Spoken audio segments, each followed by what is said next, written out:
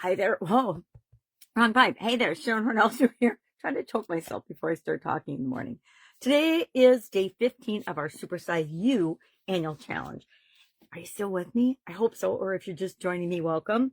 Today we're talking about the SOAP framework, step 2 of the SOAP framework, which stands for options.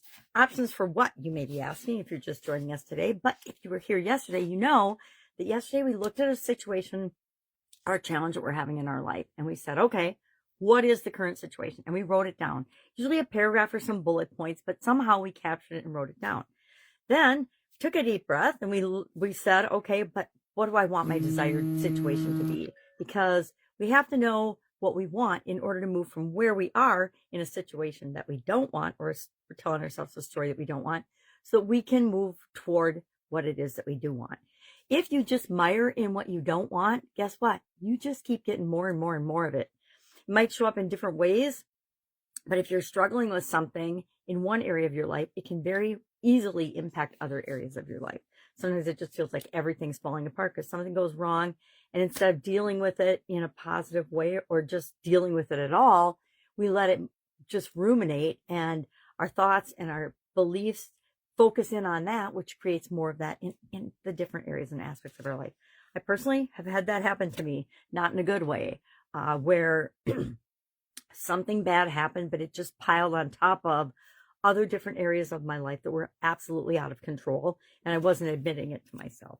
So how do we go about filling the gap that's formed by knowing where we are and where we want to be? Because whenever we identify those 2 points, we don't want to stay where we are. We want to get moving as quickly as we possibly can to the situation that we desire, what we want to have in our life. So, for example, I picked yesterday, I want to be me. I want to be absolutely positively just myself as far as supersizing myself. And I will work on that all year long. Every day this year, I will do that, right? I'll do a little something every day to make that happen, because that's what this year's challenge is all about. I don't know what you picked, but whatever you picked, maybe you've got a financial or a relationship or a physical issue that needs your attention and you just haven't dealt with it. So how do we come up with options? There's lots of different ways. I'm going to share this tool probably the most this year. I call it the 10-3-1 brainstorming tool, where I challenge you to come up with at least 10 possible ways to fill that gap or to begin filling that gap. Very seldom do we just do one thing and go directly from where we are to where we want to be. It happens. It feels like a miracle, but it does happen. So believe that anything is possible. But one of my favorite brainstorming tools stems from the fact that my dad worked at 3M when Post-its were invented. Actually, he spent his whole career. He was a 3M lifer before he passed away, and before he retired.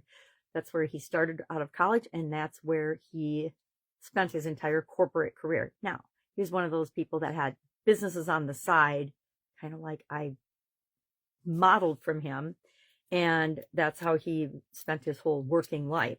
So Post-it notes are, of course, near and dear to our hearts because we were exposed to them immediately before they were even invented and sold in the marketplace. You know, when you work for a company that's developing different products and services, you often get to try those products and services, you and your families. And so I've been using Post-its even before they were on the market, in the marketplace. And they're one of my favorite things because they're little. You can carry a pack of Post-it notes around in your pocket, right? If you can carry our giant cell phones nowadays, we can carry a pack of Post-it notes. But I like to just keep them with me. I use them to do a lot of different things, like tracking my hydration and making sure I'm getting enough water. I like to use them for things like that. But they're a perfect brainstorming tool because you can put one idea on each Post-it note and then slap it up on the wall or put it somewhere or put it in a notebook. And you can look at all of them and easily go to the next step of our process because you can fit 10 on one page or 10 on a wall. And tomorrow we're going to talk about the 3 and the 2 of this particular tool. 3 and the 1 of this particular tool. But today, all we have to do is brainstorm at least 10 possible ways to fill the gap in your story between where you are and where you want to be.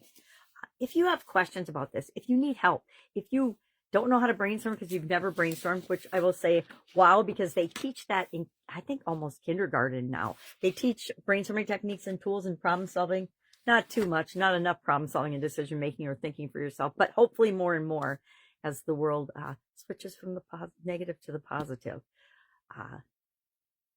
That's all I've got today. That's what we're doing. In the comments below, share just one of the things that you brainstormed today that could fill the gap between where you are and where you want to be. I will probably share, maybe I'll share my whole list of 10. I don't know. I haven't done it yet. I have not done the challenge yet either. So I'm going to do it today too. If I can help you with anything in this, hit me up and ask. Otherwise, have an awesome day, and I'll, of course, be with you tomorrow.